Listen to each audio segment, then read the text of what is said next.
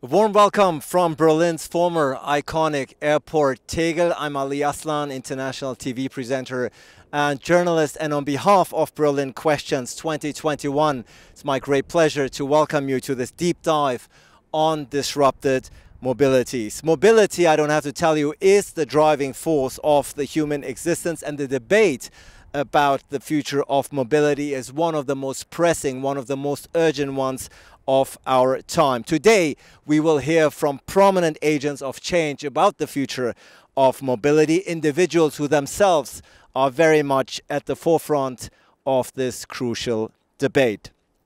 This session is actually divided into two sessions, meaning we're going to focus, the first one is going to focus on mobility and the city, and the second one will zoom in on the potential of disruption. Very much looking forward to my 6 expert speakers, and to kick off this deep dive on disrupted mobilities, it's my great pleasure to hand over to the founder and CEO of Autonomy Paris, one of the world's largest urban mobility trade shows and conferences. He's also the publisher of Urban Mobility Weekly. Delighted to have him with us. Ross Douglas. Welcome to Berlin. You have the floor. Thank you very much, Ali, and thanks very much for the invitation. So I'm just going to quickly talk for 10-15 minutes about the urban mobility disruption, what is driving it, and what are the key differences between the big regions of Europe, China, and America. So, you know, we spend every day, we have someone working for us in China, someone working for us in Berlin, and then most of us working in Paris, and we talk to about 1,000 different mobility companies from across the world, and also partner with a number of cities, including Paris and Moscow and other cities. And I think what's really interesting is that there's 3 really big differences between what we're seeing in America happening, what we're seeing in Europe happening, and what we're seeing in China. So first of all, Europe is driving the mobility disruption, and it's driving it really through legislation and political change coming from cities. What we're seeing in European cities is that mayors coming into power are generally much more environmentally conscious, and are starting to look at changing mobility for 3 reasons. 1, to change the way of congestion, 2, to reduce pollution, and then more importantly, to try and reduce carbon emissions. And I think what you're going to start seeing in European cities is a strong move away from car ownership. Even though electric cars are seen as a way of reducing carbon emissions, cities like Paris, where I'm based, want to move away from car ownership full stop, whether it's electric or not. And it's really important that you understand how different that is from cities in America or China. So I think what the big trend that will happen in Europe is that you'll start getting post-car cities. Paris has moved in that direction with a very simple infrastructure change. With the cycling lanes, they put 150 million euros into cycling lane infrastructure. And you're now seeing a 50% increase in cycling year on year over the last 2-3 years. And what has really been interesting is that in Europe, the big change, and from an industry perspective, has been the growth in electric bicycle sales, much more than electric vehicle sales.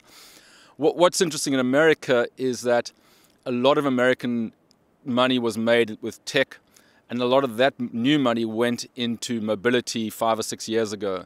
And that's why companies like Uber and Lyft raised so much money. And a lot of the investors thought, look, you know, the tech industry is quite saturated with big players like Google, Amazon, Apple, Facebook. Where's there a next place to make money that hasn't been disrupted? And they thought that mobility would be quite an easy place to change. And obviously it's been a very difficult place to disrupt. We've seen massive investments from people like Google with Waymo to try and get autonomous vehicles or robo-taxis happening on scale in cities, and it hasn't really happened. And that's for a number of reasons. 1 is that they are incredibly difficult to do, and 2, there's not really such a societal benefit to robo-taxis. So you're not seeing a massive amount of interest from politicians or cities wanting robo-taxis because they're not fixing the major societal needs, which is obviously reducing carbon emissions or reducing congestion. Finally, you know, what we're seeing with this disruption is consumers changing behavior away from combustion, obviously, to electric.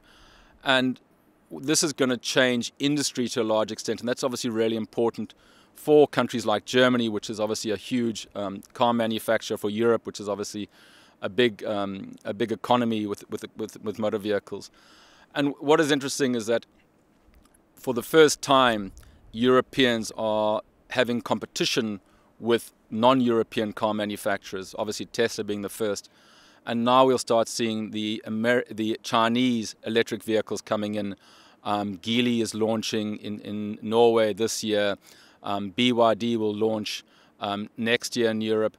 And I think a big disruption that we will see is that for the first time, Europeans will have competitive Chinese vehicles trying to be sold in Europe at competitive prices with competitive technology. What enables those Chinese car companies to be competitive is three things. First of all, they have the best battery technology and have locked up a lot of the important ingredients in the battery, like the cobalt processing, the lithium ion, etc. The second is that they have a lot of the connectivity technology, the 5G, the AI, that electric vehicles need. And then the third reason is that there's just a huge amount of government support for electric vehicle car makers in China. And the Chinese government want to be the world leaders in electric car manufacturing. A lot of those electric car companies that we speak to, their ambition is to be the Apple of electric cars, that they are ubiquitous, that they are global brands. And for them, it's really important that they can get those vehicles sold in Europe, because Europe is the benchmark of quality. If the Europeans are prepared to buy those electric cars, that means they are of the quality that they're trying to achieve. So I think for the first time, we'll start seeing highly competitive electric vehicles coming in from America already with Tesla, but obviously now coming from China. And the Europeans will have to compete with those two big players for the first time on the car front. So just to sum up, when I see the future of mobility, I think you'll see three very different patterns, whether it's China, America, or in Europe. When you look at Europe, Europe will lead because the legislation will become increasingly strict due to the need to reduce carbon emissions. What we're seeing with the new IPCC report is that global warming is happening quicker than people thought. And what we will start seeing is that elections in cities could be won by green parties, or the conservative parties will start going more green to try and win those voters across. So one of the ways they'll do that will be to try and change the way we move. And so urban mobility in European cities will move very quickly, not necessarily from the consumer's change in behavior, but from the legislation, the increasing infrastructure for things like cycle lanes. So those are the three big trends. Thank you, Ali. Thank you so much to Ross Douglas, the founder and CEO of Autonomy Paris, for kicking off the session. Many interesting points you mentioned, particularly about the city that you live in, Paris. We'll come back to that, of course, in just a moment when we have a more comprehensive discussion. But for now, it's my great pleasure to hand over to a consultant and future activist with a focus on mobility. Katja Diel is with us. Katja, great to have you with us. You have the floor. Yeah, thank you so much, Ross. You pointed out a very important topic. IPCC told us today that we are forced to have climate change in our minds and our settings, because we were heating up the world even further if we are doing what we are doing. I was asked to speak about if we are ready for transformation of mobility. I would take a step back with you and tell me the story of, are we willing to do this? Because I think there's already every solution there. Ross talked about some of them. And I think we are really not willing to change. We are not willing to have the transformation, because we are feeling really like in a society that is really car dependent here in Germany. So for me, I was asking myself what matters for transformation, what matters for the mobility of the future. And I think it's about agile structures. If you look in the Ministry of Traffic here in Germany, you see the typical hierarchical movement there. There are some bosses, some is looking upon railway business, some is looking upon ships. And I think they should do this together, because everything is mobility. And they should speak about it together and not having like the separation, which is really enabling transformation. I think a really good point also to mention is diversity. I don't want to stress the word of the old white man who is now in the leadership positions here in Germany and also in the world, but it is like this. We need people with disabilities. We need people who think in a different way. We need children and younger people, maybe also from Fridays for Future, who are thinking with us the mobility of the future. And I think that's not happening right now, not in industry nor in business. I think when we are looking upon the future, it has to be a future for all of us. We are already lacking some groups of people that are not so well paid, that are not so agile as we wanted them to be. And I think that is something we can have as a society a point to look upon. Because it is something, mobility, as a right to do, and it's not something you should ask for. It should be in your life every day. And that comes up now with different needs. Me as Katja, when I will have my breakfast in the table in the morning and I have ideas of my mobility, I would like them all because I understand myself, I see my mobility and I know my needs. But do you talk about other topics? Do you talk about other needs? Do you even talk about with other people you normally don't meet?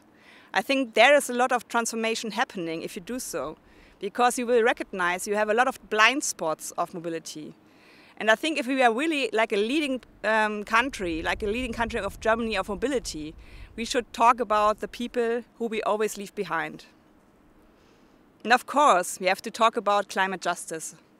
Here in Germany, the traffic sector is already earning like 20% of the CO2 emissions. So it's really like something we should avoid. Even Volkswagen is 1% emitter of the worldwide CO2 emission. And I think that's something that is really like a big issue if we don't fix this. And it doesn't mean, as Ross also pointed out, to have like electric cars. It's about a change, a real change, and not just having other engines done. I think mobility should be a right to choose. Mobility should be a service that is offered to me. And I can say whether I want to go fast, whether I want to go in a really economical way, or whether I want to do sightseeing because I have the time to do it. No one asked me about my mobility at the moment. Maybe we should question that. And of course, it's about money. Today, the CEO of Volkswagen, Mr. Dies, told the people that they can drive a SUV as big as they want to, because if it's driving an electric engine, you should be bad about it. I don't think so. We here in Germany now own like 49 million of cars. We have 41 households in Germany. So every household owns more than one car. I think it's done. It's peak car. And we should look upon other businesses as car business. So it's about intersectional thinking. It's about postponing this, what we did before. And I think it's also about keeping barriers alive if you just think about car industry. It's about loving people. It's about people who look upon their children. It's about having a sustainable future. It's about livable cities. It's about walking. And it's about having a healthy system of mobility. I think there's a lot of possibilities when you think about data and collaboration. You shouldn't have one solution for all, but you can talk about how we can build up a solution with more core competencies than just car business. And I think if we are doing our core competencies together, we will have a really strength of mobility. We drive mobility. It's not about us, it's not about me, Katja, it's about them. So you should focus on other people and ask them questions to build up a better world of mobility. Because I think we are ready, but we are not willing to. And that is something we should take a step further, and that is something I want to give as an input. Thank you. Thank you so much to Katja Diel, consultant and future activist with a focus on mobility. Many important points that you touched upon, the institutional, bureaucratic, but perhaps most importantly, the mental obstacles that stand in the way of a truly comprehensive urban mobility revolution. Much more to talk about on that point, of course, in just a second. But to round up the first segment of this deep dive, delighted now to hand over to Maike Jipp. She's the director of the Institute of Transport Research at the German Aerospace Center. Maike, delighted to have you with us. The floor is yours. Thank you very much for the kind introduction. And it's my pleasure to be with you today, especially at this historic place. Yeah, mobility is about humans. It's about human behavior. We are mobile because we want to fulfill our needs. I hope you can hear me well. Better now? Okay. Mobility is about humans. It's about human needs. We are mobile because we want to go grocery shopping, for example. We are mobile because we want to see friends. We want to meet friends. We want to get to know new places. We want to educate ourselves. And we typically choose the mode of transportation so that we can actually fulfill these needs. And when you look at the statistics, we see that the individually owned car is the typical choice for humans. They choose that mode of transportation because it's easy, it's available when you have one, and it's flexible. You can drive with it whenever you want to drive with it, and you can drive wherever you want to drive with it. The problem with this choice is basically that it has negative consequences. Land usage, for example. We have a lot of car space that's used for parking. Just look outside of your windows in the cities. You see a lot of squares where they're just parked cars. And this space could be used otherwise if we would have another option available for us. Another issue is the CO2 emissions that were raised previously in the talks. We have an issue with the climate change, and for that purpose we have to reduce the CO2 emissions significantly and quickly. And for that purpose we have to actually adapt and change our human behavior of mobility. So that's somehow the bad news. Changing routines is difficult, it takes time and it takes energy from us. But it also has a positive point of view. The thing is, we have the technology, we have the systems available. We just have to implement them in our cities.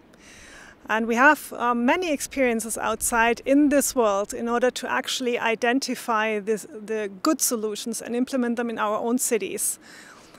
For example, digitalization is one option. We have automation that helps. We have different ways how cars can be operated. We can implement electric vehicles. We can actually use cycling. Cycling is healthy. It's feasible for shorter distances.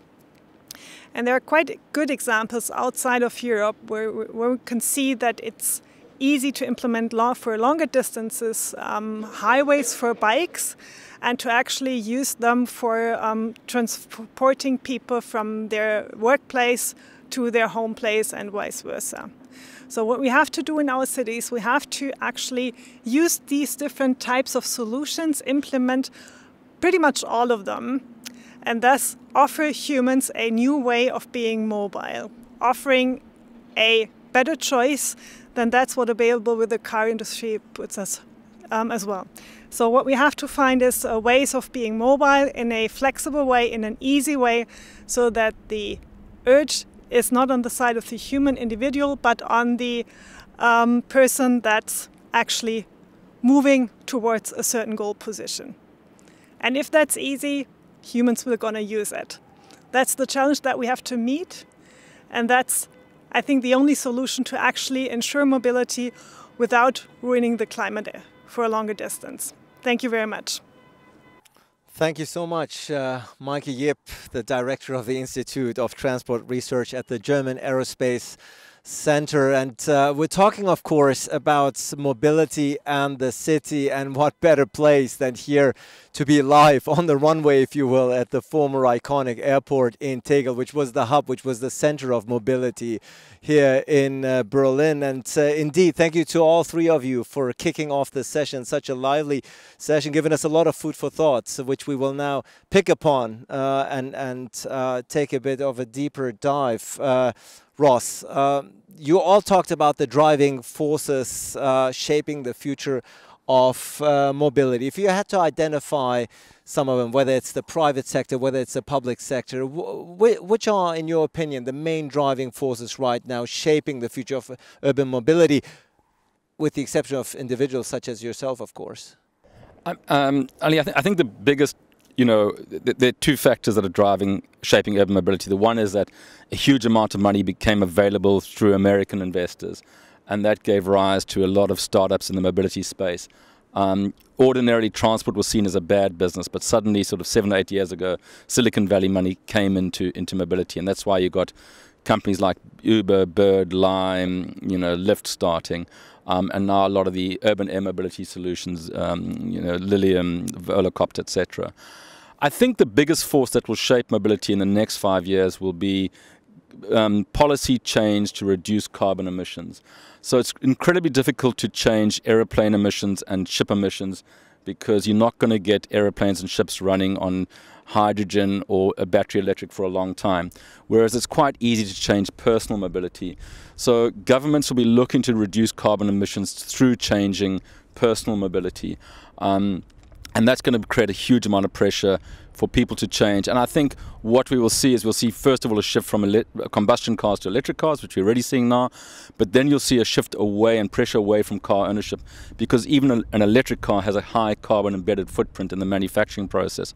So there's going to be a massive amount of pressure in how can we live our lives with a fraction of the carbon footprint. We produce 51 billion tons of CO2 a year, and we have to get that down to zero fairly quickly. And one of the ways governments will focus and cities will focus is on personal mobility. And certainly that will require that all of us, citizens across the world, will change their behavior and adjust their behavior and conduct in a certain way. Yeah, and people don't change their behavior without legislation changing. So the biggest change in mobility happened the biggest change in mobility in the last 10 years, unfortunately, has been the change of people driving normal cars to driving SUVs. SUVs are now more than half the fleet or half the car sales in America and in Europe. And the biggest single increase in oil consumption came from people just changing from normal cars to SUVs.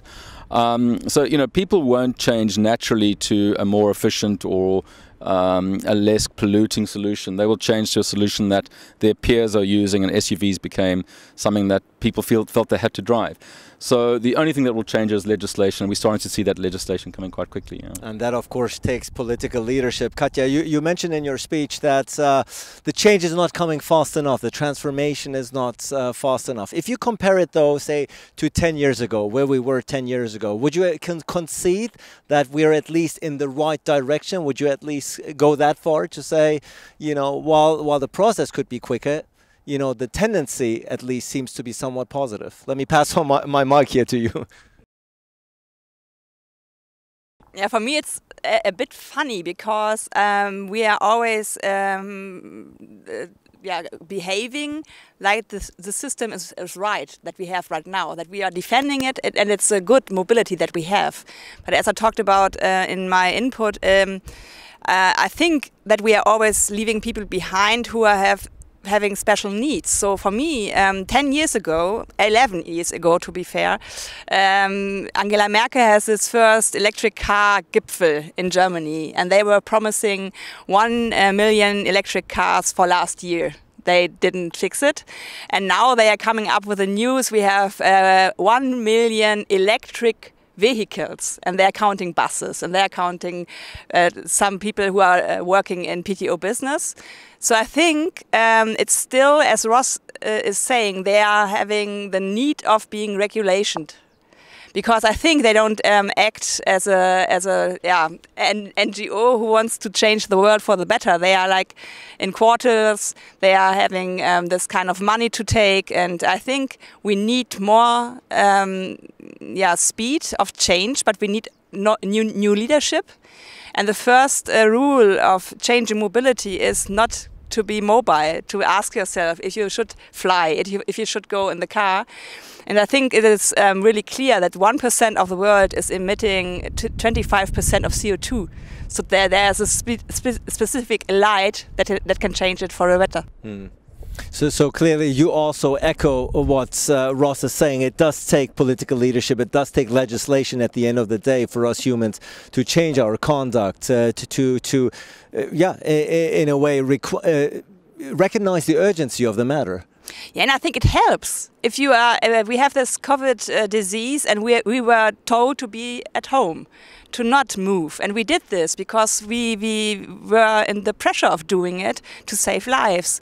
And I think if politicians are showing the way where we are going to get it better for all of us, it is good. You don't have to think about your own behavior. You are having a new structure by new regulations. And in Germany, conservative parties are always talking about freedom. And I say I don't own a car. Me as a bicycle lady, I don't have this freedom because I don't own a car. Is it fair? Is it democratic? No.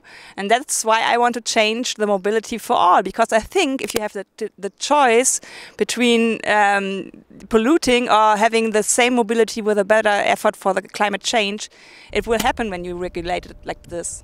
Clearly it does take change in political thinking, perhaps even a new generation of politicians. Maike, Katja already mentioned the precautions measures taken during the COVID pandemic. This discussion, this conference, Berlin Question, actually takes place once again against the backdrop of a pandemic that doesn't want to seem to end. What impact did the pandemic have on mobility in particular? The pandemic had a huge impact on mobility. Actually, since the start of the pandemic, here in Germany we observed that it was an immense decrease in mobility, both regarding the kilometers traveled per day, but also regarding the number of trips conducted per day. And it actually was worst during the first lockdown, let's say April last year. It improved a little bit during the summer period last year, and then it dropped again in just before Christmas in November, more or less. Since then, it's more or less in the middle between what was normal before and the worst situation in April last year. What we observe as well is that humans use different transport modes for their own mobility compared to before the pandemic, especially with regard to the multimodal people. For instance, if you were about to travel to the city, before the pandemic you drove by car to the next station, then took the train to go to the city. If that was your routine behavior, today you would just take the car to drive to the city. So the car is actually the winner from that pandemic situation, together with a bike. And the big losers is the public transportation system together with the aviation domain. So people actually choose to be mobile in individual transport modes. They're basically afraid of getting ill, of infecting themselves. So that was the huge change, and that's still ongoing. Yeah, still ongoing. People fear of contracting the virus in the subway, on train, and so on and so forth. So clearly the emphasis on the car, if you will, the resurgence of the car, is that something that concerns you? Do you think this is a throwback? This is something that a negative side impact, if you will, another negative side impact of COVID? Yeah, it actually is. And it is concerning me because we've just talked about the numbers of the CO2 emissions that are coming out of these cars already.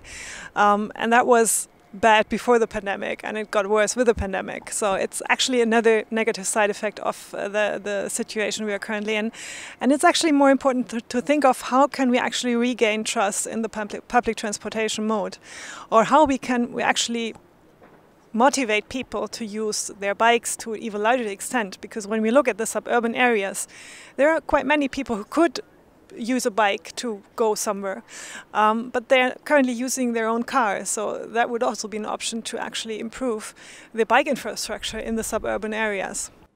Yeah, so clearly the pandemic, Ross, has been a huge obstacle to a carless society if we were ever moved towards one. We are coming to you from Berlin, of course. You are based in Paris. For those who are here in Berlin, describe to us the situation in Paris. What does Paris do right when it comes to sustainable urban mobility? Could Paris perhaps serve as a role model? Where do you see the shortcomings? Give us a little bit of an insight of the situation when it comes to urban mobility in the city that you live in. Thanks, Ali.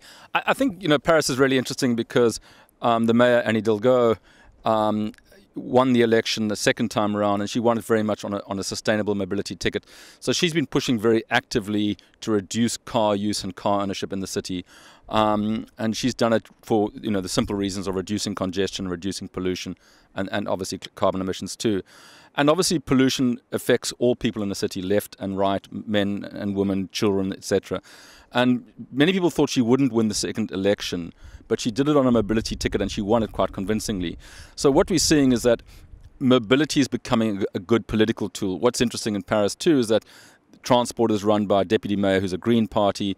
Anne Hidalgo is obviously a socialist, centre-left, and even the region's run by the centre-right, Valérie Pécresse, and all of them are pushing for a very similar mobility pattern. So we're seeing with Paris at least that all political parties are now pushing for more sustainable mobility. What Paris has also done, which is very interesting, is that they are actively trying to reduce car use through a number of ways. And the main thing they did is put in 150 million euros of cycle infrastructure. And that has completely changed the city. Like I said earlier, is that year on year in the last 2 years, you've had a 50% increase in cycling year on year. And the city looks like Amsterdam now. It's now one of the top 5 cycling cities in the world, thanks to a relatively small investment in cycle infrastructure. 150 million euros is not a lot of money for a city the size of Paris. What Paris is trying to do is that it wants people to have active mobility, walking and cycling on the streets. Not only is that a good way of movement, it also gives the city much more direct spend into the local economy, spending in butcheries and bakeries and cafes. It gives the city a great sense of place. What Paris doesn't want to be is a city where people are shopping from home, online, and it's all just deliveries. They want to try and create the city that is an active city where people are interacting with each other at street level. And that's really important, that mobility is not just a way from getting from A to B. It's also a way that people can have healthy lifestyles, people can reduce anxiety about other people, get better interactions. So it has all these other social externalities, positive and negative. And I think what's interesting about Paris is they really understand that and are building a city that is becoming very much a model for what they call the 15-minute city, where you can be 15 minutes away from your work, away from the place you meet people, away from your kids' schooling, etc. And so reduce the need for these long car commutes. Quite impressive indeed, if we're listening to the developments, Katja, that Paris has been making in the past few years. Again, political leadership, I think, is the key word here.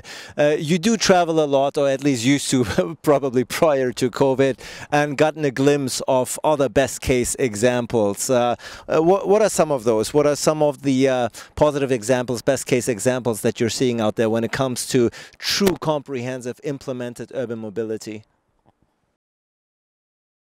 Yeah, I'm honored to be working with the climate ministry of Austria. And I think Vienna is also on a good way, but they started ages ago. And also Amsterdam started ages ago. It's just sometimes about a lack of time. But when you're in Vienna, you don't need a private car because you have such a good PTO business there. You have a good bicycle structure. And what Ross pointed out is really, it's a resilient city. It's better. They have planted very much trees. And there were also some locked, or for the other way around, for people, some quarters where they are not allowed anymore to drive the car, and there were children on the street playing because they feel safe. And it is something that's so, it warms my heart to see this, because it's so back to basic what a city should be like. It should be something that has neighborhoods, that has a resilient infrastructure, and that I have a place to stay and to feel safe. Because when you put the people away from the streets, you feel insecure. It's normal that female like me is just thinking about, can I go there by foot in the evening, or do I take a car because I feel safer? I think there are so many needs, as also Maike pointed out, that we should have a look upon, and it's not about always looking into the future. It's sometimes in the rearview mirror, because bicycling is very feminist. It's cheap.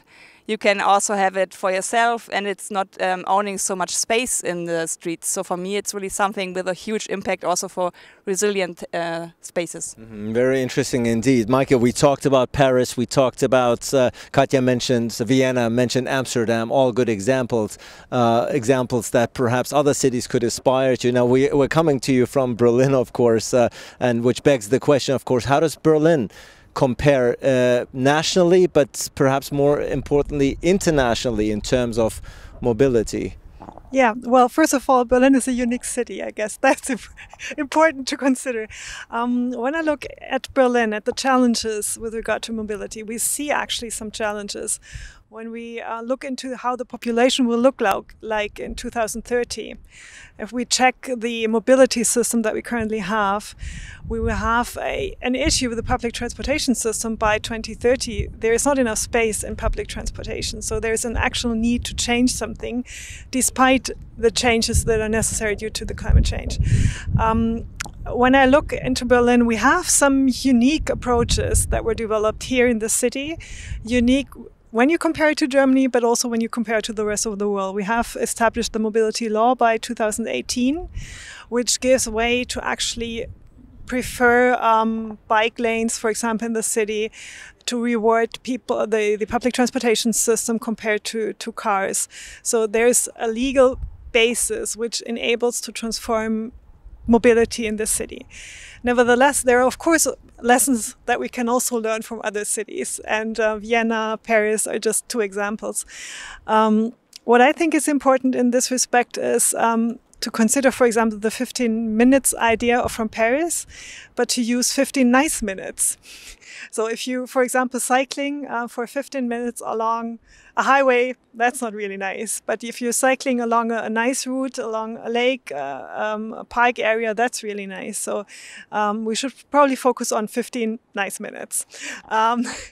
We can also think of implementing bike highways that we've observed, for example, in Rotterdam or in Beijing. There are some other approaches that we know from Southern America with suburban ways of transferring huge amounts of people for a limited space and time. So there are quite interesting ideas spread all over the world. And I think it's important to actually check in smaller projects whether they work also in Berlin, and if they do, use it for the whole city actually, and then transform the city as quickly as possible. Yeah, I think that's a wish that we all have. Berlin, certainly there's room for improvement. I think we know this. This Berlin Questions Conference, of course, takes place under the auspices of the mayor, so I'm sure he's listening very intently of what the three of you have to say, particularly with regards to what Paris has been offering. Let's do a final round here, and of course let's look into the future. We've been talking about it, Ross. The question, of course, is always where will we be in 5 years? Where will we be in 10 years? But what is your prediction when it comes to urban mobility? Are we on the right track? Which innovations, which trends do you see that give you a sense of hope as somebody who is at the forefront of this debate? Where do you see yourselves, and where do we see ourselves in 10 years when it comes to urban mobility? I mean, I think the big change, so in 10 years' time, the majority of new cars sold will be electric, that's without doubt. I think that a lot of European cities will be having a lot more electric bike infrastructure. You know, the other massive need now is to clean up the last mile logistics, because there's been a huge increase in online shopping. And those deliveries at the moment are running mainly with diesel vehicles. So you're going to start seeing a lot of more sustainable logistics solutions coming with electric cargo bikes, coming with some automated robo-delivery, little electric buggies that can move at night when people aren't moving in the city. I don't think you're going to see some of the sort of super high-tech stuff like robo-taxis within 10 years. They're not fixing a societal problem. They're not reducing carbon emissions, and they're not reducing the congestion. They require a huge amount of space. If one person is sitting in a robo-taxi watching Netflix, sitting in traffic, it's, you know, possibly a good business for Netflix and Google, but it's not good for a city. So I think cities are getting increasingly powerful and starting to shape the way they want their own mobility. And that is towards much more active mobility, much more interaction at a street level.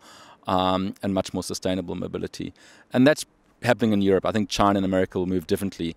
Americans are wanting more robotaxis. They don't want that much active mobility, despite the fact that they have obviously a huge obesity problem. What you're seeing is an increase in obesity in America. One of the ways of reducing that is with active mobility, but and obviously robotaxis are not going to fix that problem. So I think the Europeans are leading in understanding the positive and negative externalities, and are starting to shape really interesting ways we can move in cities, Paris being a good example of that. Europe is at the forefront of this debate, says Ross. Katja, also look into the crystal ball for us ahead 10 years. See, of all the shortcomings and frustrations that I heard from you today, and justified, of course, in many shapes or form, I know you think that the progress is not fast enough, is not radical enough.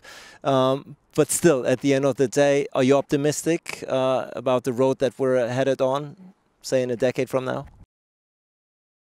Sometimes I think about having an Instagram account and making cupcakes, but I think to change mobility is something that is driving me so much. That's also why I called myself She Drives Mobility. Of course I'm optimistic because there are so many people on the way and they are getting louder and louder because they want their city back. And I think it's not just about the city, it's just also about rural areas, it's about suburban areas, and to think about all the things we have in the cities maybe can work better even in rural areas, co-working, having like a good internet. Which is also not done yet because many people are driving to the cities because they can't work from home because the internet is so bad here in Germany sometimes. And I think when I see children play in the streets, it is feeding me and it's something. I have a vision. I have a clear picture of what I want to build. And I'm often asked if I have children, which I don't, which is really, for me, it's really a bit irritating because every one of us should build a future for children who are now coming to our world. And I think they are forcing me to always keep my head up and always go everywhere and anytime to change their life. Because for me, it's really something I call society, which when you care about other people and not just about yourself. So, of course, I will go on, and it is also an optimistic approach. And we're relieved to hear that you are optimistic at the end of the day, as much as I'm sure everybody would love to see your Instagram page baking cupcakes, which you could still do on the side. I think we're still very appreciative and grateful that you are at the forefront of this very important debate. Maike, last question before we wrap up. Same question to you, of course. Where are we headed? Also keeping in mind the pandemic. You've already talked about the impact that COVID has had on urban mobility. Do you think that might have even long-term consequences? Do you foresee any long-term consequences in terms of mobility when it comes to the pandemic? Yeah, I'm pretty sure it will have also long-term consequences. First of all, I'm pretty sure that the inner cities will look different in 10 years because of the pandemic. When you look at the shopping behavior, there was a huge change to online shopping also because of the pandemic. And when we ask our participants, they say, well, we'll keep online shopping. So what do you do with the inner cities, with the huge warehouses also in the city of Berlin? So this will, of course, change. And we need different concepts for these cities. And there's also a good reason for that, because we can actually use the space for parks, for nicer regions, for meeting people for different purposes. So let's hope that in 10 years this will have happened, and that when we again meet in 10 years, the cities will be greener, they will be used in a different way. And we ask ourselves, well, why did we have to own an own car back in 2021?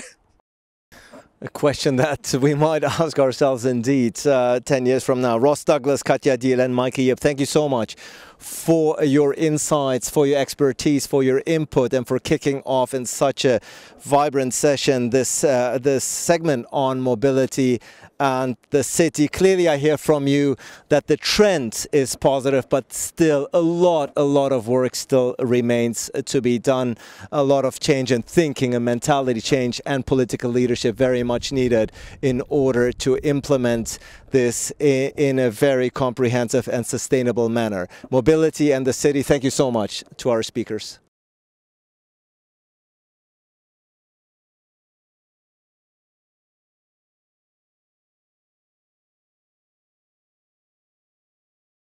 Welcome back to the second part of the deep dive on disrupted mobilities. This time we want to focus on the potential of disruption. I think it has become abundantly clear throughout the first session that without any disruption, without the thinking of disruption, nothing is ever going to get done. Nothing will ever change, and therefore it is my great pleasure to welcome three more guests here on this orange couch. Very much looking forward to hear from them in just a moment. We're going to kick it off with the CEO of Factory Berlin. Nico Gramenz is with us. Nico, you have the floor. Kick it off for the second part.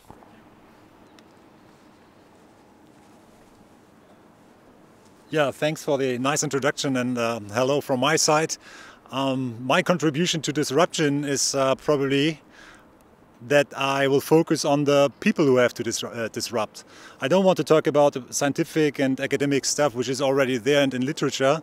I want to talk about the people who have to execute on disruption, the people who have the ideas about disruptional stuff, and I want to think about that in the context of mobility. And the new stuff is, and you can probably transport that to transfer that to every other discipline, that we do not talk about any longer about mass communication than individual communication. The same is on mass transportation. We all started on the public domain with mass transportation, and now we are talking about individual integrated mobility, and that's something where you see that mobility already means the access to people, the access to jobs, the access to events, to places, and that's the way where more and more people, where more and more we have to think about that. It's always good to have a group of experts thinking about it, but at the end you only will have impact if you understand people's behavior and needs and demands, and that's what I want to talk about if I'm talking about disruption.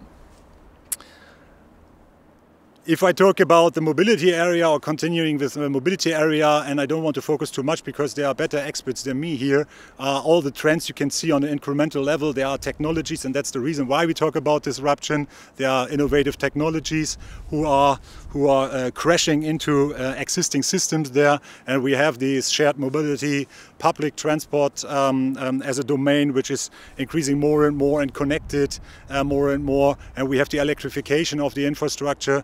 But all of that, again, this is something which I do not want to highlight. I want to highlight that for all of that, there are probably different stakeholders and players who are tackling that. And those, if you look on the mobility area, you think about us as users first. So we are the demand side. So which kind of interdisciplinary wishes we probably have. We do not want to go from A to B. We can use our time differently. And that's something on a user side which is super relevant to bring into and that's the second part. Who's at the end creating all those ideas? Who's creating manufacturing trains? Who's creating mobility as a service? Who's behind that? These are experts. These are employees. These are people who have a vision but are somehow organized and structured within companies. And those people have to, of course, understand the users, right? And I don't have problems. I see a lot of positive environment in regards to the startups and the user side, but what I do not see, and this is a bit the bottleneck at the moment, is the public transport authorities. Even we are a bit of 20 years of digital transformation in the mobility area. However, we see that especially as this is really dependent on the individual power of the different public transport operations, you see that there's energy needed, and there's no network and no community and no connection between the different levels. And so you see even more that the big companies like the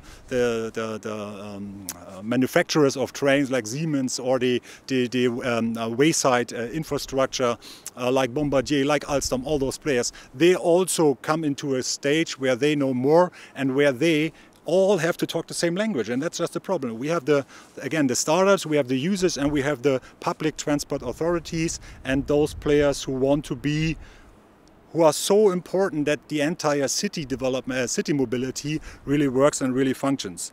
And here I come to my starting point. That's all about the people, and this is why I want to sense or want to emphasize collaboration, because you at the end will only be successful creating disruptional potential if you think about the people you have to bring together to create ideas. And the three groups are of course essential, but at the end it's about bringing outside-in views together, so different disciplines together, different disciplines in a community, and the community at the end is a space.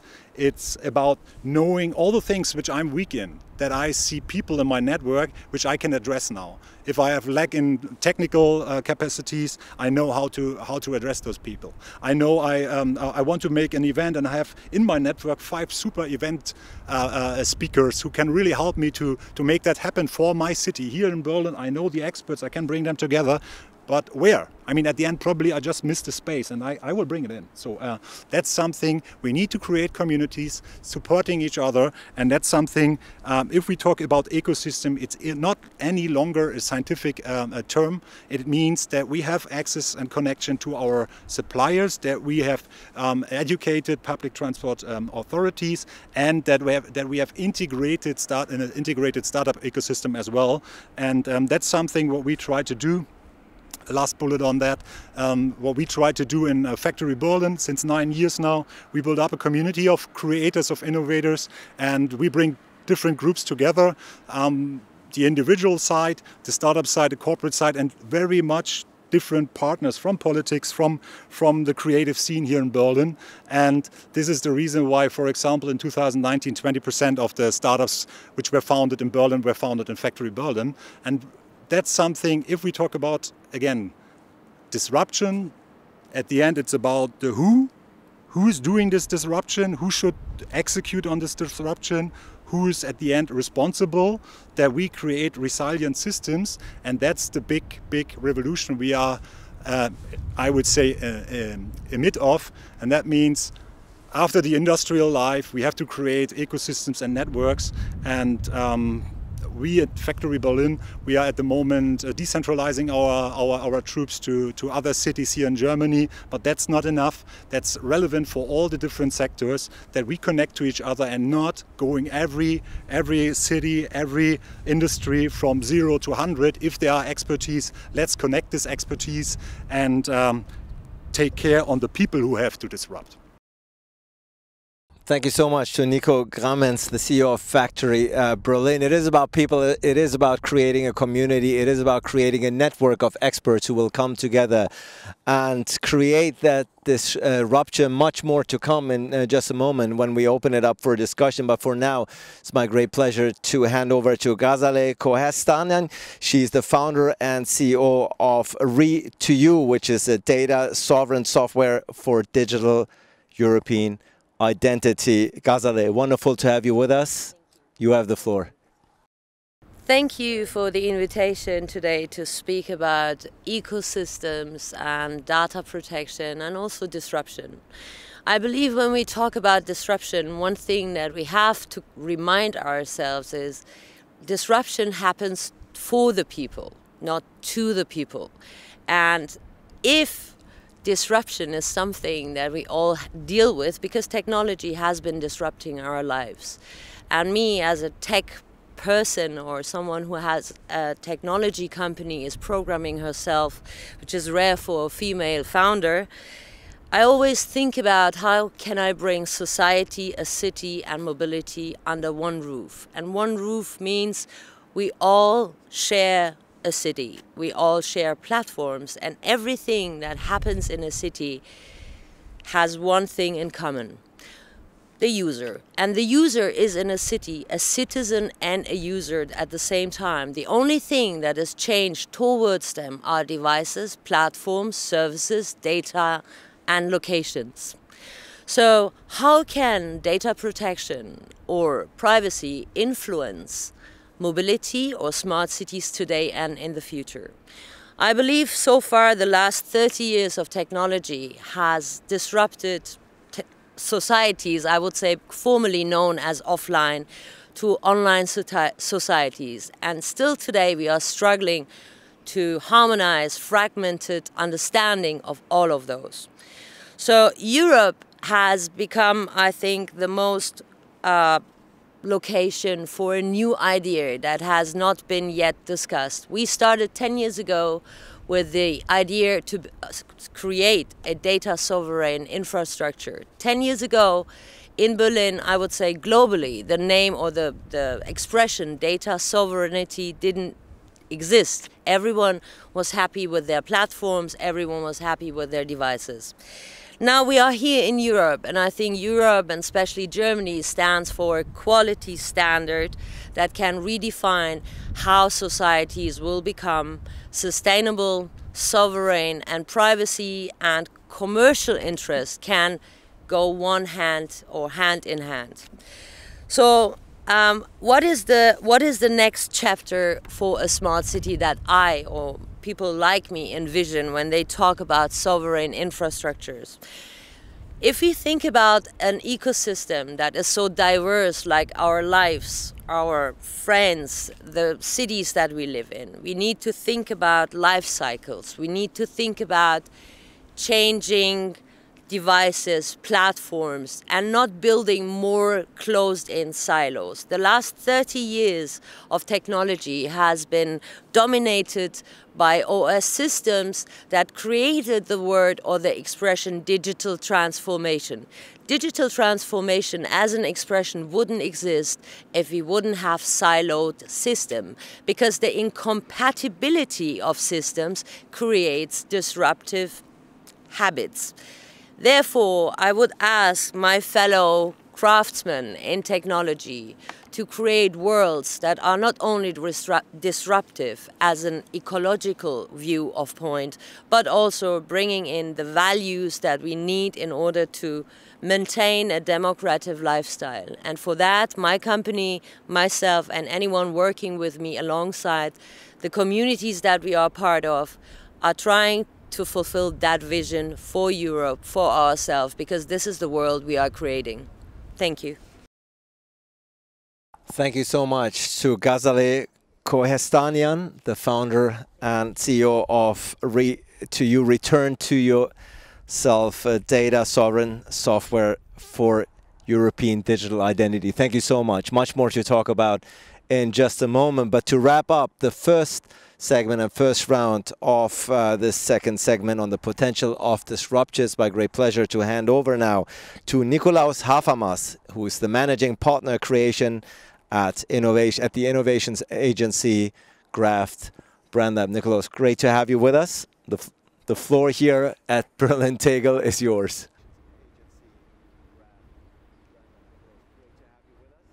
It's kind of bittersweet to be able and have the privilege to be talking here at this airport, which is my all-time favorite airport in the world.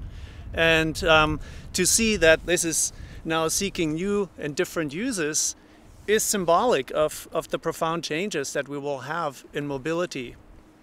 So I'm standing here as a designer today, and I've been asked to share a couple thoughts about how urban air mobility is changing the actual way we perceive mobility.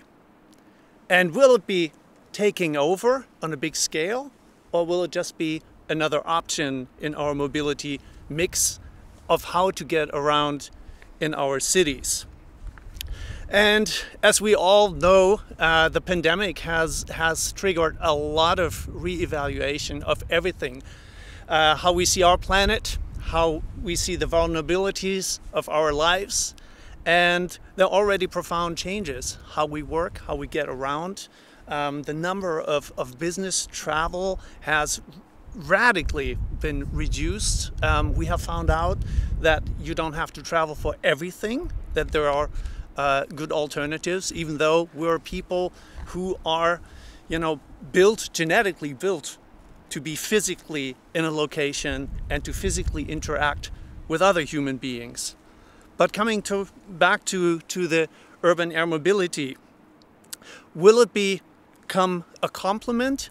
Yes, I believe it will become a complement in the mobility mix. Because, you know, just as when Henry Ford introduced mass production of automobiles, they didn't shoot all the horses as a consequence. The horses had a different role now, not as mass transportation anymore. So I think we're talking about an additional dimension when we talk about urban air mobility. But to me, as a designer, the biggest question is actually, how do different modes of transportation reshape our cities? And I was fascinated to read a study by Yakov Zahavi. The study has a title, Unified Mechanism of Travel Model. And what that means is that he has looked at cities and commute times of people living in the cities.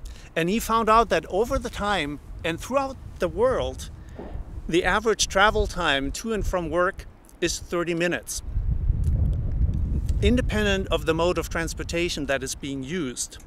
And people will choose the fastest mode of transportation that they can afford. So with different modes of transportation being introduced, it actually shrinks and expands our city's fabric. And this is what we will see, how different modes of transportation actually will reshape our urban fabric. So urban air mobility, and especially eVTOLs, electric vertical takeoff and landing vehicles, they are, just as any other disruptive technology, they're undergoing a roller coaster ride as they're being developed from an idea, from a concept, to something that is fully established and fully integrated in our fabric. There is a study that's called the Gartner Technology Hype Cycle. And these guys, they always investigate how new technologies, when they enter the public awareness, the ups and downs they go through until they're fully established. And there's first an innovation trigger, then there is a peak of inflated expectations. That's the same thing that we had a couple of years ago about self-driving cars, which we still don't have as a mass phenomena yet.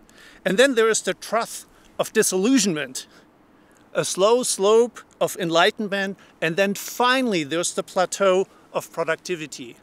And in the Gartner study, they're talking about 10 years from now for urban air mobility. There are other studies. Roland Berger, they have a Center for Smart Mobility. They actually predict that the first industry vehicles for urban air mobility should be ready for takeoff in the year 2025. That's not far away. Our clients, Volocopter, they're working really hard on making that goal. And Roland Berger, they actually predict that by 2050, the passenger urban air mobility industry will generate a revenue of about $90 billion a year, with about 160,000 commercial passenger drones in operation. They also go into details about how these urban air mobility, what are the use cases. It's, according to them, 3 different kinds. First of all, it's city taxis that will fly in densely populated urban areas for about distance of 15 to 50 kilometers. Then second, there's airport shuttles that will transfer passengers from transport hubs over to the airports. That's another 15 to 50 kilometers away. And then there's intercity flights that will commute between cities for about up to 250 kilometers. And according to them, it is going to be a mix of these 3 major use cases. So, not only urban air mobility, but other factors will also massively reshape our traffic infrastructure and therefore our cities, reprogramming our urban quarters. We heard about that already. There's the sharing economy and e-mobility coming together that will reduce massively the use of private car ownership and private cars. And with that, our urban environments will have much smaller need of parking and obviously much less vehicles clogging up the urban environment. There will be the old age infrastructure like gas stations, parking structures. They will undergo massive reuses. As I said before, the reuse of this airport is just a symbol of that. And last mile delivery will become very, very smart systems of smart mobility vehicles, drones and bots. So the next question that I was asked was about how does the state of art of urban air mobility actually affect the sustainability discourse. And this is very important because it has like very obvious reasons. You know, one is just energy. The ability of creating sufficient lightweight batteries that will enable these vehicles, not only cars, but even more importantly, the flying vehicles, to be able to actually cover some distances in a safe way. But then linked to that, obviously, the ability to generate electricity in a decentralized way without burning fossil fuels, because if you burn fossil fuels to create electricity, what is the point of it? And we might even see a very heated competition of other modes of energy, for example, hydrogen and also biofuels. But the sustainability I'm talking about is more than just conserving fuel resources to run vehicles. One less obvious aspect is that in the future we cannot actually afford for vehicles or other structures to be unused. That's the least sustainable way of dealing with it. And when we look at normal cars right now, a study shows that 95% of a car's life is spent stationary. So only 5% of an individually owned car of the time it's actually moving. And if you look at that, that gives a whole different perspective on the sustainability question. Sustainability to me has four major aspects. One is accessibility. And with urban air mobility, it means where will the starting and landing hubs actually be located and which of the urban topologies lend themselves best for these UAM routes. The next thing is affordability. Is it going to be a luxury good? Is the cost to passenger just so outrageous that no one will be able to afford it in a greater range? Or will it be possible to bring down the cost associated with urban air mobility into a range that it actually fits into our mobility mix? The next point, very important, is social acceptability. How can the potential negative side effects of within the urban environment be minimized and mitigated? So we're talking about noise emissions, safety corridors, no-go zones, and all of these things. And most importantly, trust. Because how can the user experience be so designed that people will actually feel comfortable going into an eVTOL when you're not a thrill seeker? So that is what I think is the greatest design challenge for us as a designer, how to create trust, how to create an environment and a user experience that actually promotes trust so that you can actually, feel comfortable going into a shaky little electric vehicle. And at Graf Brand Lab, we've worked for Volocopter on the very first Voloport, a full-size prototype of an urban hub. And we tried to create the entire user experience through the lens of transparency. There cannot be any aspect of this flying experience be hidden from the users. And with this transparency in mind, we created an architecture and also the digital interfaces to create a seamless experience. So I believe that for urban air mobility to be successful, it will require a fundamental rethink because we're adding a third dimension to our experience. And I hope that when we look up into the skies, we can still enjoy clouds and birds, and we have systems in place where we don't have to fear that one of these things is going to drop on us. Thank you very much. All right. Thank you so much to Nikolaus Habermas. As a matter of fact, Nikolaus, bring the mic with you. We'll need it to pass it on. Thank you so much. He's a managing partner creation at the innovation agency Graft Brand Lab, talking in detail about the current state and future of urban air mobility, a very intriguing aspect that has been much talked about. We'll dive into more detail as we go along. But Nico, this is a session titled The Potential of Disruption, particularly in the field of urban mobility. What is your perspective on the disruption in the field, in this particular field? Who are the players? Where's the progress? What boggles your mind at the end of the day as a creator yourself? I think I try to make it visible already. I think in the mobility area since 20 years or something like that. I mean, there's this, and we heard about that transformation ongoing, and this is transformation only because it was like shaking the system, right? It was not just this, here's one person wants to go from A to B. And what came in, and that was a typical, I was former Siemens Mobility head of strategy there, and of course it was like there are sensors now, so let's do some IoT business, right? And it was always frustrating us, IoT business, because it's such a small sum in comparison to providing interlockings or trains, something like that. And it was a lot of headache, all those technical requirements there, entering probably open systems. No, not open systems if you go like a very safety critical system. So I think those times, and I talk about 5, 8, 10 years ago. And I think we make super progress on the technical side, and I see that also new business models are implemented, and city by city, depending on the parameters of the city, you see a lot of progress. But again, I want to emphasize it's depending on the crowd of people you have, and that's really, and that's for me. I cannot accept that, right? That's depending on the individual bus you have or individual energy there. It has to be something like on a European level, I see a lot of initiatives, but you do not feel that in Germany.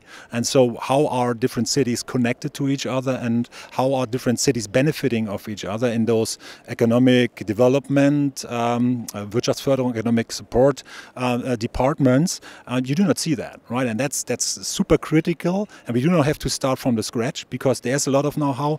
Let's connect those different peoples. That's for me the major discipline which can happen, because we have so many great examples which we only have to exchange. More collaboration is needed, learning from the best practices that are out there, instead of, as you say, sort of inventing the world from scratch every time, and being looking at it in a very individualistic mindset, rather seeing it as a team sport. Ghazaleh, your business, of course, in any progress depends on data. It depends on knowledge. It depends on accumulating that knowledge. But at the end of the day, we are also in Germany, where data privacy and data protection is a very sensitive subject matter. How is this topic of privacy and data protection influencing your work, but more importantly, perhaps influencing the future of mobility in Germany, but perhaps even beyond?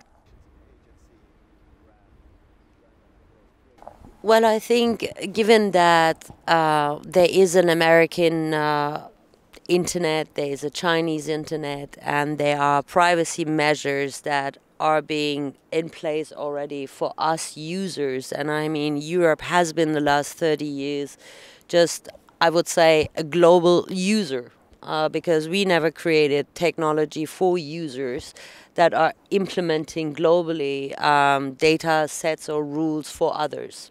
So we have come to learn that we have been living in a fragmented landscape, which means if you're thinking about a European kind of internet, there comes then into place suddenly the word sovereign. So what does it mean to be using as a user your data in a sovereign manner? It sounds quite abstract, but isn't very much, because I believe that's for Europe the chance and also huge potential to actually export this technology to other countries that are seeking the same, I would say, advantage. So to give you just an example, we are manufacturers to two of the biggest car brands in Germany, and one of them invited us to work on a project in the US, a Republican mayor that has asked data sovereign software infrastructure in order to implement self-driving cars that are used for authorities, and data that is being read out of cars and anything that has cameras in a sovereign manner. So you see, there is lots of potential also to rethink what we are doing today in order to kind of, I would say, secure the morning. It doesn't mean because others have led the path the last 30 years that we have to follow them the next 30 years. And in technology, like 30 years is nothing. It's a glimpse of a snap. So I think humanity has been created in many, many thousands of years, and this society that we grew into now and call it, I would say, knowledgeable, sometimes at least. So I think society that has or is being created online needs to learn and is learning fast, and there's lots of opportunity, and things that have been the way they used to be can be redefined, and I'm all for optimization and redefining what needs to be redefined. Change, disruption, if you will, is very much in the DNA of human beings, and Rome wasn't built in a day, as you say. At the end of the day, change may seem slow in the moment that we live in, but in hindsight, if you step back and you see the progress within a time span of 30 years, which, as you say, in the bigger picture, obviously isn't a very long time. And Nikolaus, urban, which also brings me back to urban air mobility, of course, a very, very cutting edge technology that everybody has been waiting for, that's been announced now for many, many years. It's just around the corner. It's just around the corner. Whenever I talk to someone, it's like next year. I heard you say 2025 is, realistically speaking, is when we might see some implementation. Do you think that it is going to, you say it's not going to be the answer, it's going to be one of the answers, if I understand you correctly? That's right, yes, yes. And it's going to be part of a bigger picture. It's going to be one mosaic stone, if you will, amongst a bigger, absolutely, a bigger phrase, but one that is very much needed nonetheless. No, yes. Looking forwards. Yes, I think so. I mean, growing up in my age, doing a driver's license, it was a sign of personal liberty. When I look at my children now, they couldn't be bothered to do a driver's license because personal liberty and freedom is articulated in completely different ways. So the pride of ownership, of having owning your own means of transportation, I believe that will radically change, and we already see it. And the technology that we're talking about, whether it is autonomous driving, e-mobility, or eVTOLs, at that matter, they are not going to be privately owned. So the status symbol is not ownership, but access. And access to these different forms of mobility, that will be key. And also to know that it is not one size fits all. We used to have a car and we used to go to work with it, to leisure times, into vacation and so on. It was a one size fits all approach that led to all the unintended consequences that we've learned about here today. So I think a more tailored approach to what is the right tool to move around at the right time, for the right distance, for the right purpose, that is going to be the new normal. And I think that's a very good thing. And as I said before, I think eVTOLs will be one puzzle piece within that mix. First of all, it's going to be, you know, pretty thrilling, pretty expensive, pretty exclusive. It's probably like executive travel for people who want to show off or are really that busy still. But it will go more mainstream. I'm very convinced of that. As many things do. In the beginning, it's a very elitist project, and at the end of the day, it becomes accessible to the mass public. Interesting what you say about the change in mentality when it comes to generations, that the car used to be a status symbol, certainly much less so. Perhaps even a burden these days, might be even perceived as a burden these days. Nico, Ross Douglas talked to us about his experiences in Paris, about the political leadership that is being exercised there. We talked about Vienna, we talked about Amsterdam, we talked about role models that are leading the way in the disruption field. What is the role of cities in particular? Because it seems from the examples we've heard from the first session, mayors are very much at the forefront. What is the role, in your opinion, of cities in implementing these new technology and this new brand of thinking?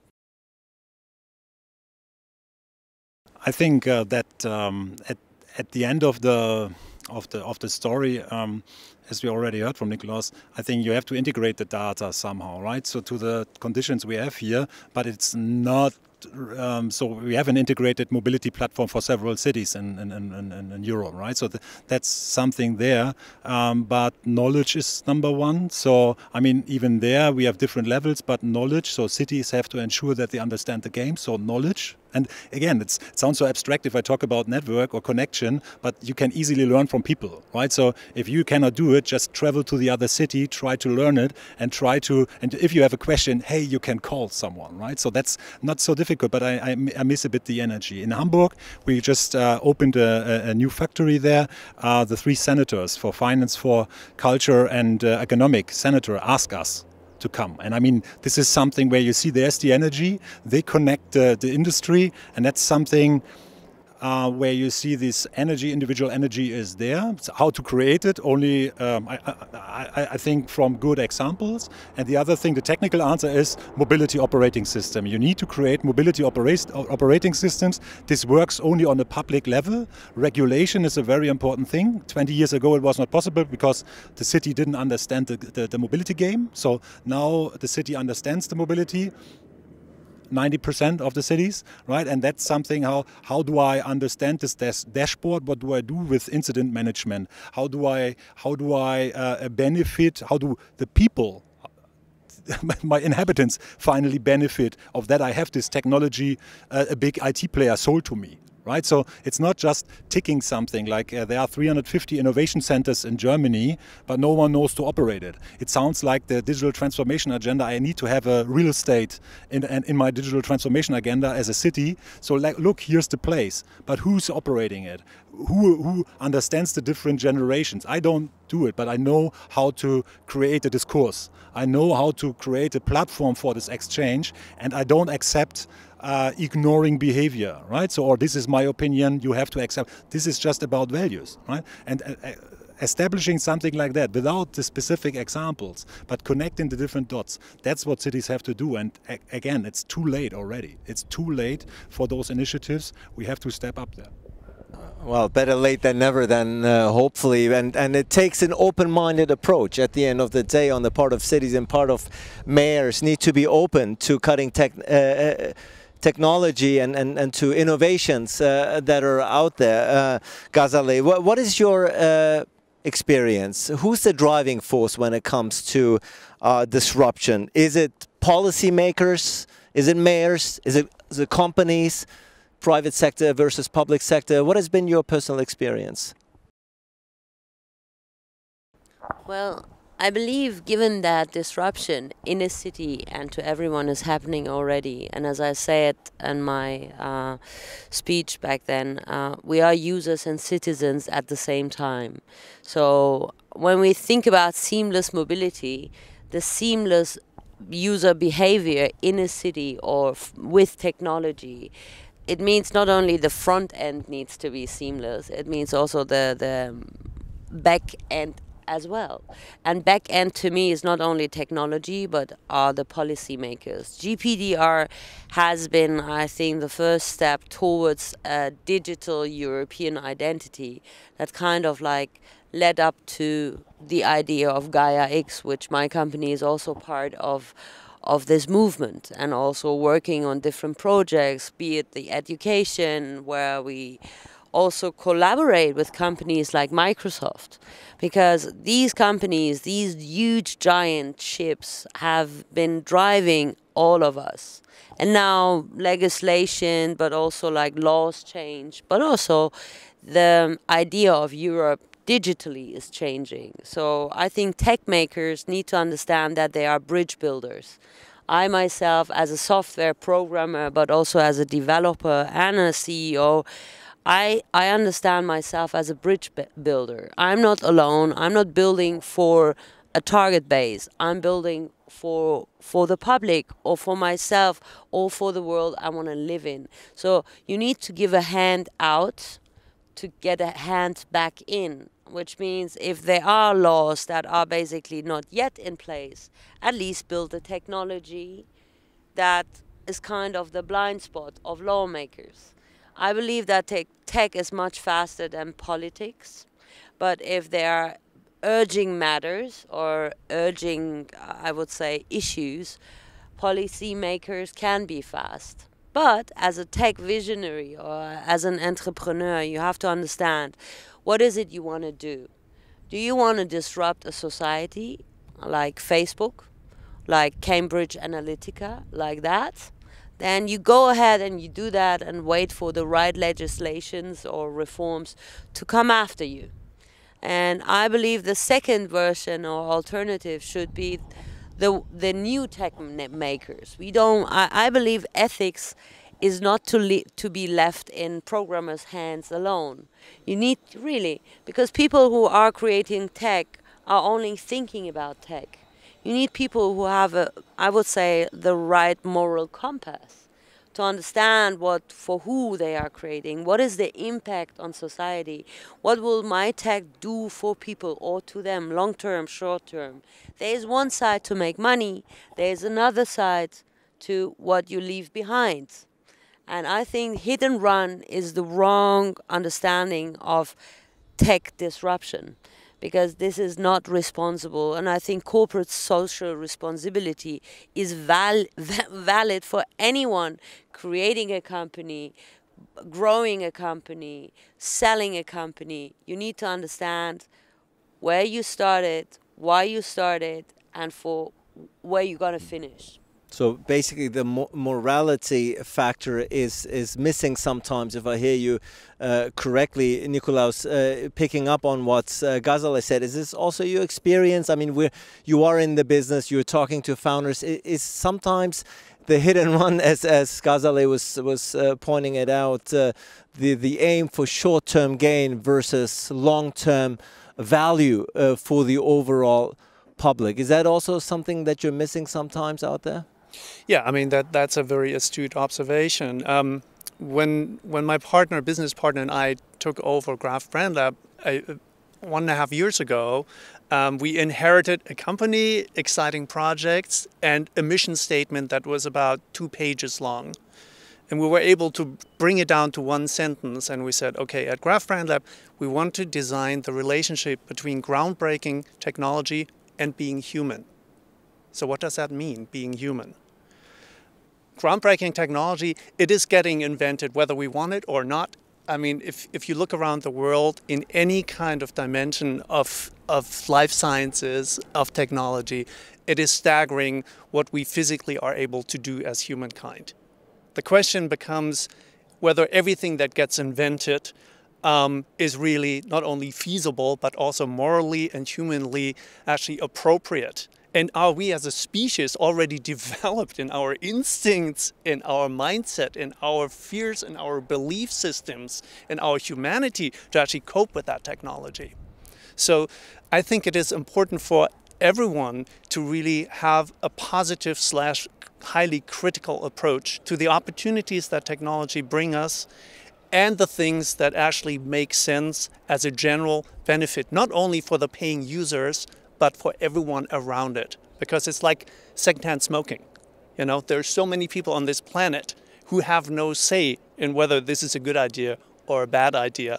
And you can fill in the blank of what technology you're just talking about. Many more tech leaders internationally are needed with having the greater public good and public value in mind when creating and disrupting the field. Nico, let's do a final round here before we wrap up, and want to talk about your personal visions for the future of smart cities, for smart mobilities. I think we all agree that much has already happened. We've come a long way. We're in constant motion, as a matter of fact, as a species, as human mankind. Nothing has changed about that. But if you were to lay out your vision, your utopian vision, if you will, about what a smart city, what a future smart mobility looks like, what would it look like?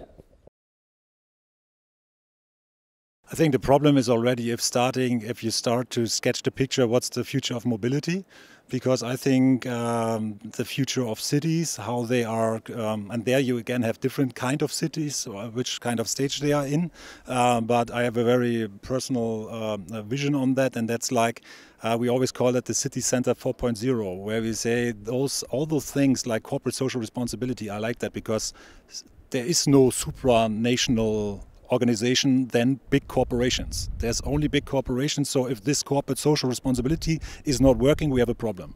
So we can count on UN, but not a good bet, right? So, and that's why I think if there is, and if we count on individuals alone make mistakes, and if there's no one else in this in a community to help you in bad times, we will have a lot of, with very good technologies, we will have problems, because those have not cool ideas for human work. So if I talk about my vision in a city, it's like this city center 4.0, and there different people meet, and this is like the Gemeindezentrum, we always say, where people like students, like kids, startups, corporates, creatives, they are all in one building. So it's a community center, and it is like, a community center has something like, there is a shelf for us, there's a bias, and we think about that, it's like the bureaucratic, how to apply for my ID again, right? So for the next version of my ID, that's what we have in mind. But it started as an exchange, as a platform, and if we want to have more civil responsibility, people need to know not just on a computer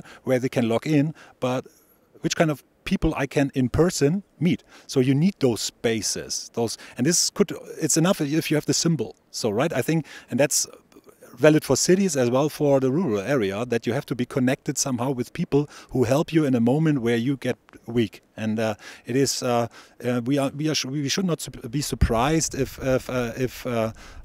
you have isolated actions and energies leading into a direction where we then, as experts talking about mobility or something like that, if these ties are closer and if we are more connected, I think those city centers could be a solution. And if they're not connected, then of course we also, people like you, run the risk of being perceived as detached, as aloof, you know, from society, saying, well, this is an elitist discussion that you're leading here at the end of the day, but doesn't really pertain to my based realities. Ghazaleh, what is your future vision?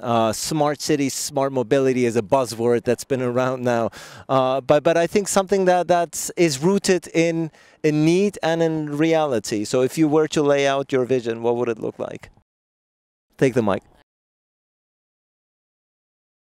Well, I would love to travel in a city and change devices, be it a car, be it a train, be it a plane, be it an air mobility pod, or just a platform or service. I would like to have that free flow in a city where and users are lazy. They don't want to study, they just want to use. They want to have quick decisions based on time or money.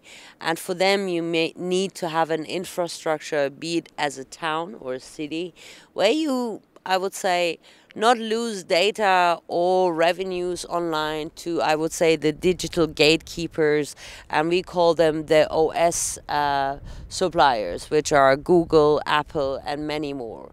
Because what happens right now in a city is that everyone needs apps, and those apps are usually on platforms that are not owned by a city. So you lose not only your data, not only your citizen, but also your future business models to someone not based in Europe, someone else, somewhere else. And you have to pay for it, and you have to ask permission if you want to change your business models. And I think we need to emancipate ourselves from those dependencies and actually, you know, there is a Persian saying. It says, leave the bird out of the cage and it flies back into the cage. So if you would think about rather opening up the city and not hamstering data and siloing and fragmenting infrastructures, you would have that openness.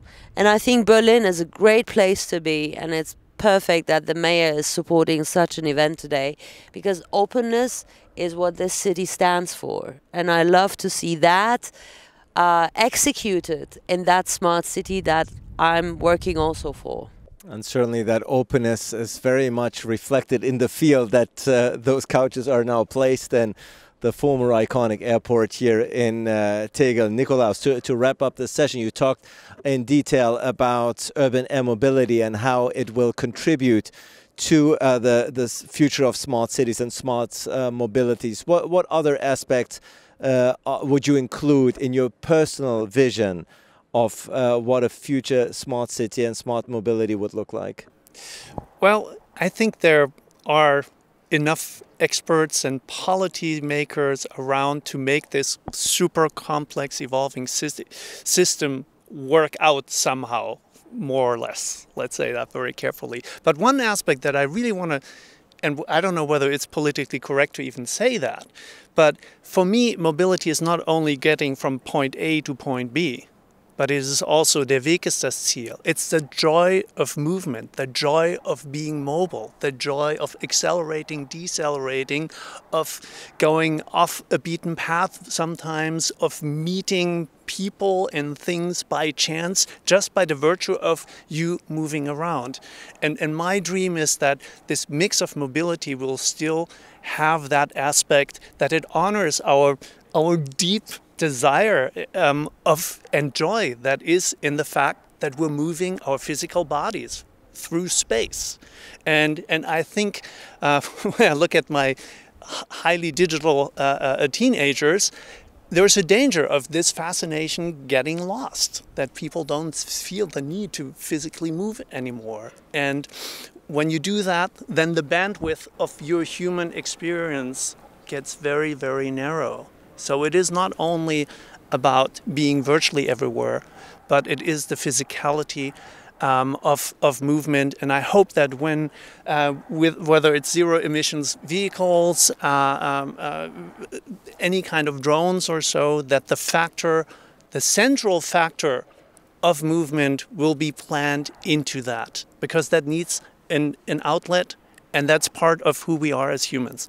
Wishing joy, if you will, a joy in movement, not just as a functionality, but really the enjoyment of it. Nico Gramens, Gazale Koherstanian, and Nikolaus Habermas. Thank you so much for your input, your expertise in the second part of this session titled The Potential of Disruption. Well, everyone out there, this wraps up this deep dive we took on disrupted mobilities as part of Berlin Questions 2021. I think I speak for all when I say this has been very content-rich, thought-provoking session indeed, with wonderful 6 speakers who are at the forefront of this debate, are shaping the future of mobility, of urban mobility that we've talked about. The sun is coming out. Actually, it has been out for quite some time here in Berlin. So in this very unique setting that we've been in here throughout this discussion. Many thanks to everyone joining, to all the speakers. Deep dive on disruptive mobilities. I think one thing is for sure, this is not a process that has a clear defined beginning and a clear defined end, but rather it is a process that we're all in, a process that certainly will continue to shape our mobility, our existence, the future of cities, and it's a progress and a process that we're all eager to continue to follow. Thank you so much for joining us from Berlin Airport. all the best, and hope to see you all soon, hopefully in a non-virtual setting on stage one day in a crowded conference hall. All the best.